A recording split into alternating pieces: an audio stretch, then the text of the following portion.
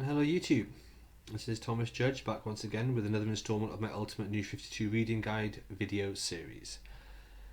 To provide a bit of background here, I have over the last couple of years read the entire DC New 52 in single issues. That was 3,646 single issues, which I've used to build a comprehensive infographic map for the entire DC New 52, which is what I'm going to use for these videos today.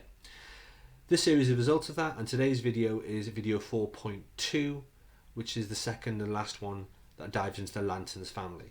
Before we go any further, I would stress that even if you think that you know what the New 52 is, or even if you only want to read one specific character or series in the New 52, Batman is by far the most common one, obviously, but if you want to read anything at all, you still need to watch the introduction video to the series, which is video 0.0. That video is going to cover a lot of the broad concepts and principles and themes that I'll be using throughout these guides, and I'm not going to be re-explaining them as I go along. So basically, if you're watching this and you hear me mention things like the convergence line, type P readers, volumes with a small v, you're going to find it all very confusing. What you need to do is go back and watch the introduction video, and the link to that is in the description below. So now, with no further ado, here is the Ultimate New 52 Reading Guide. Today's episode, like I said, is 4.2, Lanterns Continued. Now, before watching this, I really recommend you should probably watch video 4.1 for a bit of extra context about lanterns in general, but it's totally up to you. So we're going to zoom in, and if you're following along at home, the lanterns are the green circles on the left-hand side to the west of Flashpoint.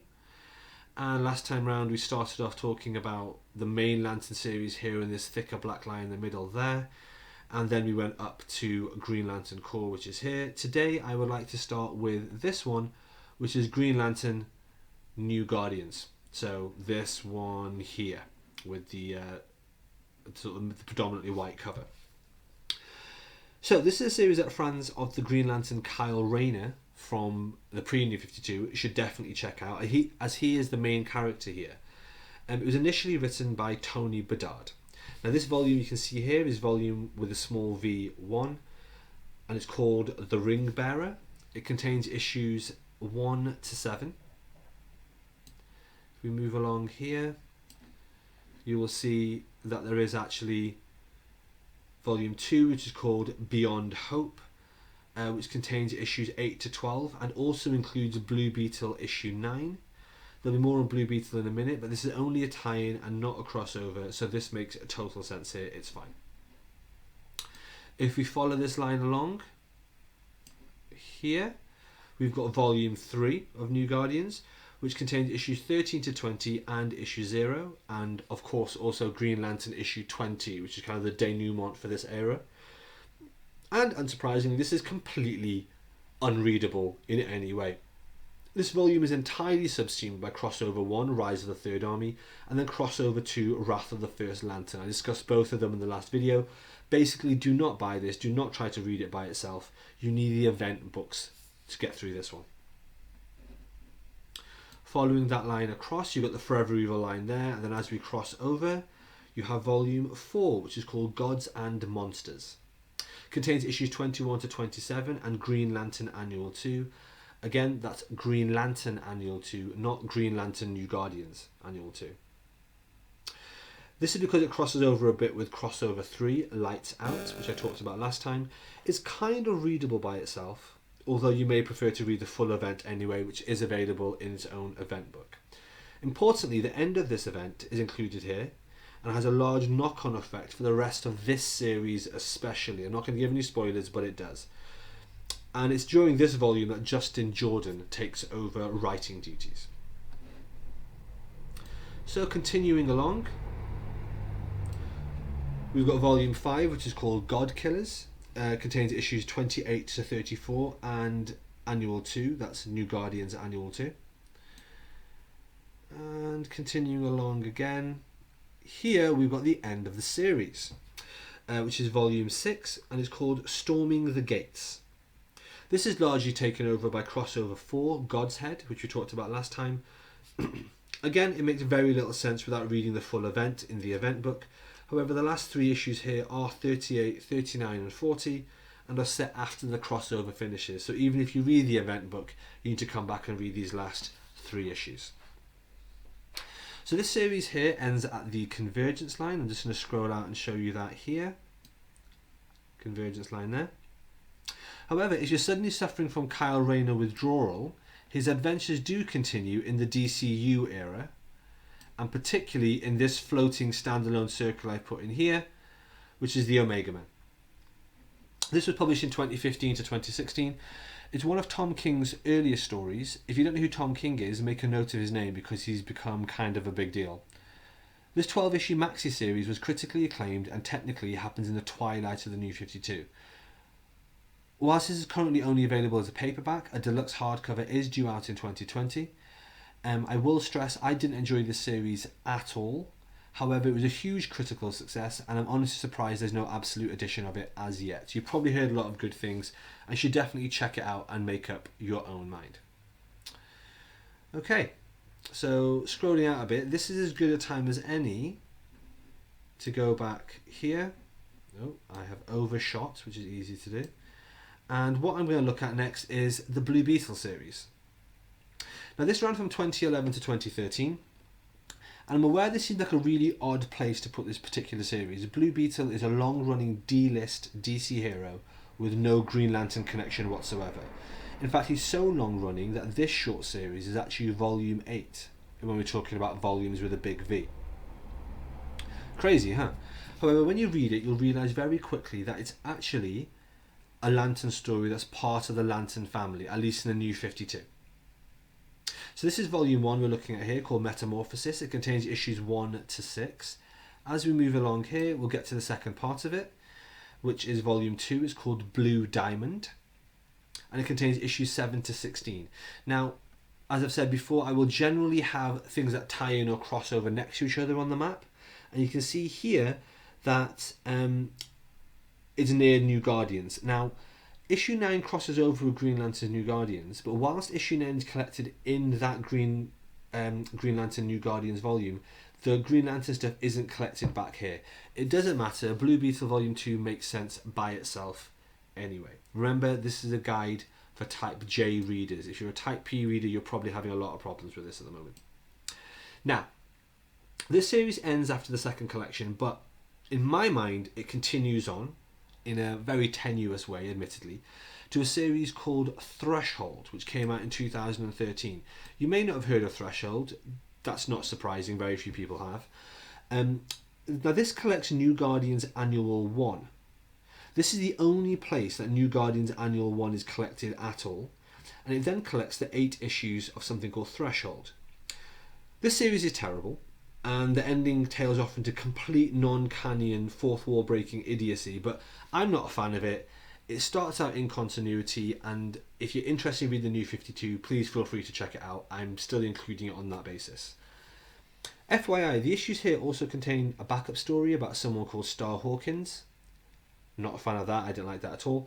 And it's also got some backups that spin out into the Larfleeze series. I haven't included Larfleeze in the Lanterns family. I've included that in video 12.1, and you'll see why when we get to that video. Okay, that's Threshold covered. So what we're going to do now, we're going to scroll down and we're actually going to go south of the Green Lantern line. So there's Green Lantern originally. What I want to talk about now, before we finish, is Red Lanterns. This is a series from 2011 to 2015. It's about the Lantern Court of Rage and is written by Peter Milligan. So the one you can see here is called Volume 1, Blood and Rage. It collects issues 1 to 7 and is actually really good. The story is told from the perspective of Atrocitus, who is this very angry looking person you can see on the cover, and is a refreshing take on this sort of story. Unfortunately, later volumes rapidly pivot away from this unique perspective to a much more conventional narrator, and that's something I thought was a real shame. Speaking of later series, let's move along the line. And here we have Volume 2. So Volume 2 is called Death of the Red Lanterns. It contains issues 8 to 12 and issue 9 of Stormwatch. Now don't worry, I'll come back to this again when I do the new Storm part of the series, which is video 11.1. But basically, don't worry, this is a tie-in, not a crossover. There's no event book. If you just read the issues in this trade collection, it'll make sense. If you're reading in single issues, just read the single issues that I've listed for you just now. Continuing on down the line, we get to volume 3, which is called The Second Prophecy. That contains issues 13 to 20, issue 0, and of course Green Lantern 20, the great denouement issue for Jeff Johns' magnus opus. So volume 3, like with so many of these, is utterly unreadable by itself. This volume is completely subsumed by crossover 1, Rise of the Third Army, and then crossover 2, Wrath of the First Lantern. Basically, don't buy this, don't pick it up by itself. Either get the event book or pick up the single issues if you're doing a single issue read through like I did. Okay, let's follow that one along. We go past the Forever Evil line, we get to volume 4 here. Volume 4 is called Blood Brothers. It contains issues 21 to 26 and also Green Lantern Annual 2. That's because, as usual, it crosses over a bit with crossover 3, which is called Lights Out. It's kind of readable by itself, although again you may prefer to read the full event book. As we continue down the line, we get to the next one, which is volume 5. This is called Atrocities. This contains a Supergirl issue and is part of the Red Daughter of Krypton tie-in event. Remember, this isn't a proper crossover, as it's not collected in an event book, and is totally readable either by reading this series or the Supergirl series we talked about in video 3.2. This volume's a bit silly really, because it's got a massive thing that happens on Earth at one point that no other series mentions at all. It's a bit like the writer just went off and wrote something and he was like, oh, I hope no one notices, and then no one basically did. Anyway, it contains issues 27 to 34 and Annual 1 of Red Lanterns, and it also contains Supergirl issue 31. So let's continue along the line and we finally end up at this one. So this is volume 6, it's called Forged in Blood. It's largely taken over by crossover 4, God's Head. Again, if you want a reading order, it was in the last video. Again, this makes little sense without reading that full event book, because that event is massive. However, as usual, the last 3 issues here, 38, 39 and 40, are set after the crossover God's Head finishes, so you'll need to come back and check them out or pick them up in single issues. This series, Red Lanterns, ends at the Convergence line, like so many do, and there's no spin-offs. Okay, alright, let's pan out a little bit there. I do this just to give you guys a bit of perspective as to where stuff fits in, so you don't get lost on the map as I zoom around. So the next thing I'm going to do is I'm going to just go a little bit south of Red Lanterns here. Now this starts between Forever Evil and Convergence, and this series I want to talk about is called Sinestro. Now this is Sinestro, was run from 2014 to 2016. This volume here is called Volume 1, The Demon Within. It contains issues 1 to 5 and Green Lantern 23.4 and the Sinestro Future's End one-shot. This is actually a really good volume. It's a shame it wasn't available in hardcover.